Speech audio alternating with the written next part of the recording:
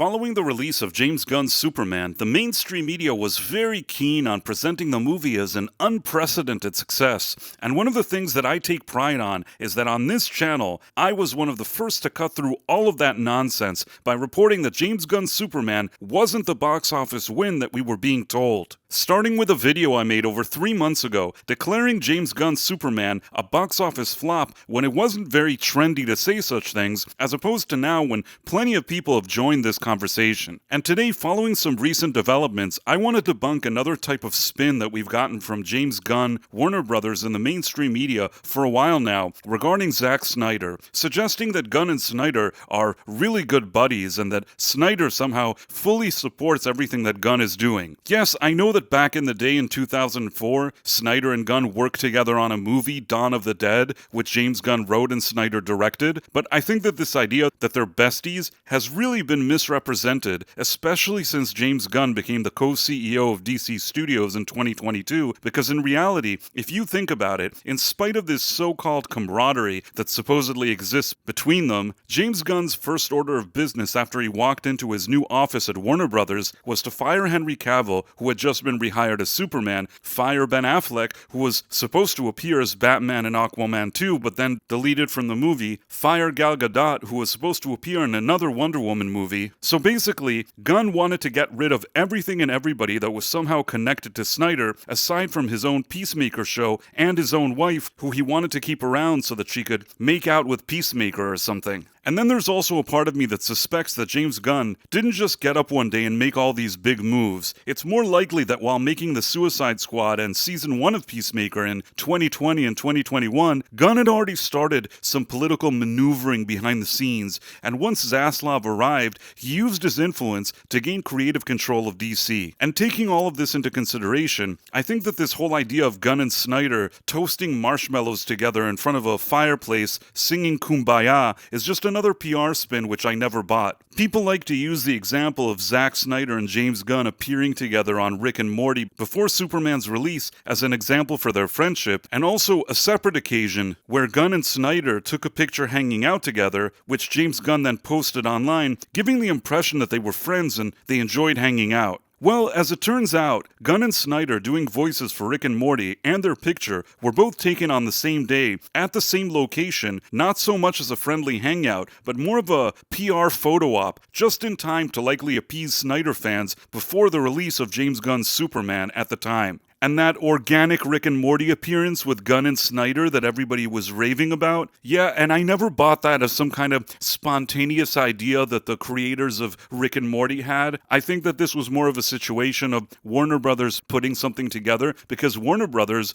owns Rick and Morty. And in one fell swoop, they got that photo op with Snyder and Gunn being buddy-buddy. They got them both together on that Rick and Morty episode. Everything seemed really positive. My suspicion is, perhaps after realizing that Superman was not tracking at the box office as they had hoped, Warner Brothers thought this joint appearance would cause some Snyder fans to give James Gunn's movie a chance. And for those wondering, why would Snyder ever even agree to this if he didn't really like Gunn? The answer to that is quite simple. First of all, by doing this, Snyder gave off the impression that he was a good sport and not a sore loser. In addition, keep in mind that all of Zack Snyder's movies still appear on Warner's HBO Max for streaming, something that he still likely makes money on, so not cooperating with Warner Brothers when it came to their Rick and Morty idea would have been a bad political move for Snyder. Instead, Snyder came off here as a decent guy that isn't afraid to poke fun at himself, and nobody could later blame him for people not showing up for Gunn's movie because of anything that he did. And by the way, this fake camaraderie narrative didn't stop there. Gunn later somehow suggested that he consulted with Snyder about David Corenswet's Superman suit, which is kind of a joke if you compare Cavill's suit with David's suit.